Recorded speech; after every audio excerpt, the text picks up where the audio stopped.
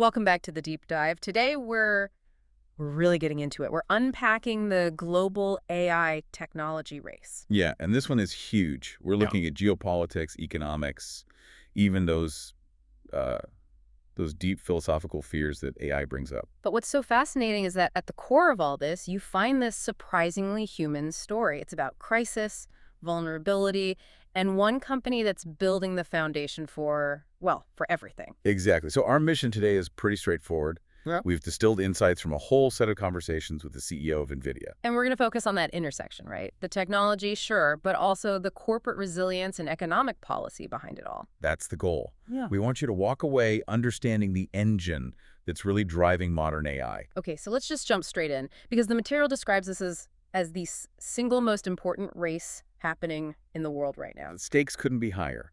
The idea is that whoever gets to that event horizon of true AI first, Yeah. they just gain this massive asymmetric advantage. Asymmetric advantage. What does that actually mean? We're not just talking about a better product. No, not at all. It's framed as gaining actual superpowers. Mm-hmm. And in a geopolitical sense, that's terrifying. Superpowers like what? They fall into three buckets, really. Information superiority, for one, then energy optimization, and the big one, military and defense. So if you can process and predict 1,000 times faster than your opponent. You control the entire battlefield of information. That velocity changes everything. So if that's the prize, I mean, how do you even sustain that kind of race? What's the economic engine you need? Well, the argument presented is it's pretty fundamental. It's framed as just common sense industrial economics. Okay. The CEO's belief is that to keep this innovation going and to win, you need aggressive industrial growth. And it's all chained together. It's chained how? It's a sequence. You can't get industrial growth without energy growth. Mm-hmm. And you can't get job growth without industrial growth. It's that direct. And this is where the policy stuff comes in, the national security angle. The argument is for, what, reindustrialization, bringing manufacturing back home. Precisely. Prioritizing the manufacturing of critical tech, we're talking advanced chips, supercomputers onshore in the U.S. Right. And this is where the source material gets in. Well, very specific politically. The CEO actually credits the previous administration's energy policies. Oh, this is the drill baby drill connection. Yes. He says that focus on energy production literally saved the AI industry. The logic being you can't build all these new fabs and data centers without a massive, cheap, reliable energy supply. So that policy, whatever you think of it, unlocked the ability to physically build the foundation for modern AI. That's the argument. And it leads to this really interesting observation about political polarization. Which is? That we've become so divided we struggle to recognize good, common sense things if they come from someone we don't like. So we reject a potentially useful policy just because of who proposed it. Exactly. And in a race like this, that kind of blindness could be a massive competitive disadvantage. Okay, so if the race is all about speed, we have to talk about the brakes. I mean, the fear. We hear these terrifying numbers like a 20% chance we're in trouble. Mm-hmm. And the sci-fi tropes, right? Yeah. Super sentience, rogue military AI. Those fears are everywhere. They are, but the really critical insight here is how all this new capability is being channeled. If AI power has gone up, say, 100-fold. You'd think it's all just being used to go faster. But it's not.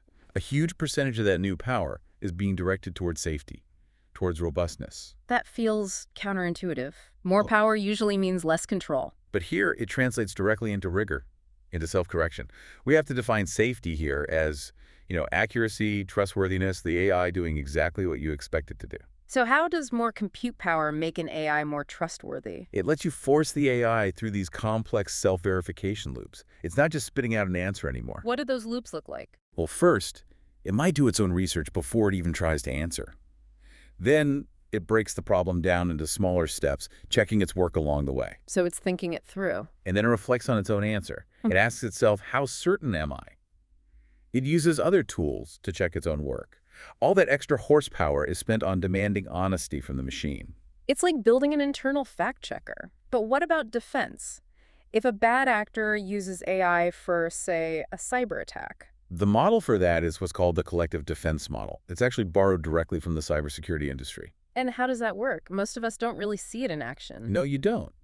But in cybersecurity, if one company finds a new threat or a breach, they immediately share that information. With a competitor. With everyone. They share detection methods, patches.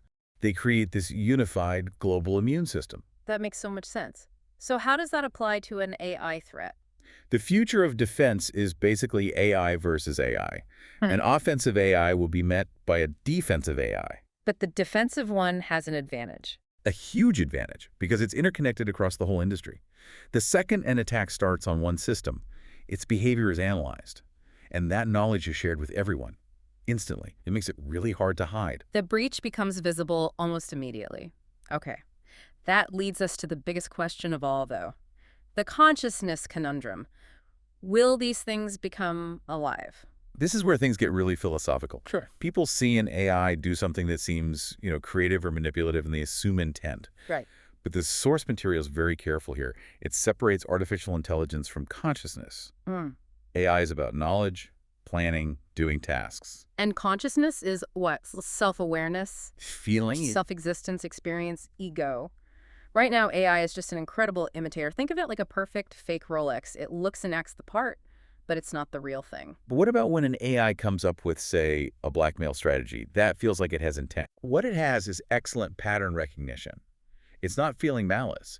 It's just recognized a strategy that works because it's read every novel, every history book where humans have used that strategy. So it's just mimicking human behavior it found in the data. It knows the steps. It doesn't experience the concept. And even if they did become some kind of life form, they'd probably just disagree and compete with each other like we do. Yeah. It wouldn't be this one unified mind trying to take over. It would just be more the same. That's a much more grounded take than you usually hear. Okay, let's talk about the company at the center of all this. Because the big bang for modern AI, you can trace it to a specific moment. You can. It was 2012. What happened in 2012? Two researchers with a model called AlexNet had this huge breakthrough. And the key was how they got the computing power. They used two GTX 580 graphics cards. The kind you'd buy for gaming. Exactly. They were just consumer cards.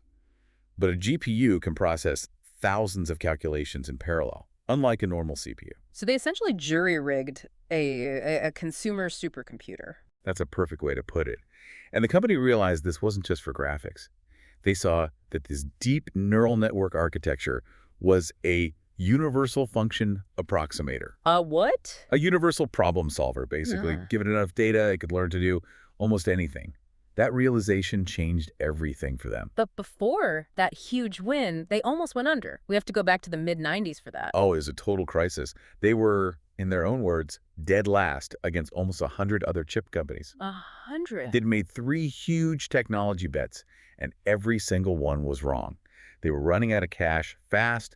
Their only lifeline was a contract with Sega. And this is where the story gets just unbelievable. The CEO goes to meet with Sega's CEO. Can you just imagine that meeting? He goes in and admits total failure. He tells Sega to cancel the contract because their chip isn't going to work. That takes some guts. But then he makes this desperate plea. Mhm. He asks the Sega CEO to take the final $5 million payment they were owed Yeah. and convert it into a cash investment to keep his company from dying. That's an incredible ask, to invest in a company that just told you they failed. And the Sega CEO knew the chance of getting a return was, and I'm quoting, 0%. So why did he do it? He just said he liked the young man.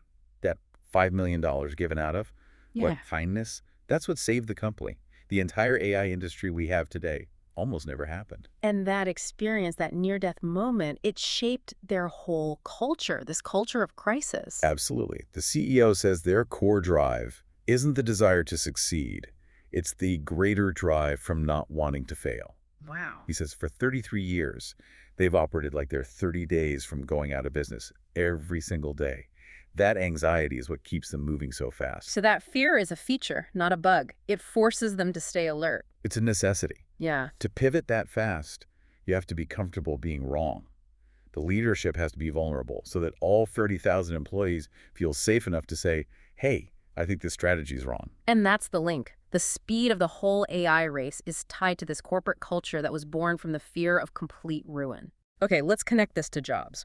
There's so much anxiety about AI taking over, but the source material has this great example, the radiologist paradox. Right. The prediction was simple. Radiologists are toast. AI can read images better and faster than any human. That was the consensus, right? It was, but it was completely wrong. In reality, more radiologists are being hired. How is that possible? Because the analysis got the job wrong. The task is studying an image. But the purpose of a radiologist is diagnosing disease. Mm-hmm. AI took over the task, which frees them up to focus on the purpose. They can handle way more patients, look at more complex 3D and 4D scans. They become more valuable, and hospital profits went up. So it's this huge distinction, task versus purpose. If your job is just a repetitive task, you're in trouble. You are. But for most professionals, automation lets them focus on the higher-level human part of the job. A lawyer spends less time on document review and more time helping a client. And it creates new jobs too, right? Technicians, maintenance. Of course. But this brings up the other fear, that this will create a huge technology divide between the haves and has-nots. Is that what's happening? Well, the argument here is actually really optimistic. The claim is that AI is the easiest application in history to use. I guess that's true with something like ChatGPT. Exactly. Yeah. It grew instantly because the barrier to entry is zero. You can just ask it how to use itself. That's a really powerful point. And then you combine that with Moore's law. Future AI is going to be something like 100,000 times more energy efficient. So to run on anything. It'll run on your phone. Amazing AI will be accessible to every country, every society. What we consider cutting edge today, yesterday's AI is freaking amazing. That will be available to everyone, collapsing that divide. So this whole deep dive, it's shown that this incredible race isn't driven by confidence. It's driven by this constant fear of failure, this need to pivot, while also trying to build in safety against the very thing you're creating. It's a profound dynamic. And it leaves us with one last big thought for you to take away. The very nature of knowledge itself is changing. How so? Well, for all of history, knowledge came from, human-generated things, textbooks, research papers, novels. We learned from what other people wrote down. Sure. But because of the speed of all this, in just a few years, Yeah. maybe 90% of the world's knowledge will be generated synthetically by AI. So not from human experience. Not directly. Oh. It's synthesizing information, creating it, connecting dots at a scale we can't comprehend. So how does that change how we think about fact-checking? How do we define what's fundamentally true when most of what we're reading wasn't created by a person but by an algorithm? That is the challenge, isn't it? That's the challenge for the next generation of learners.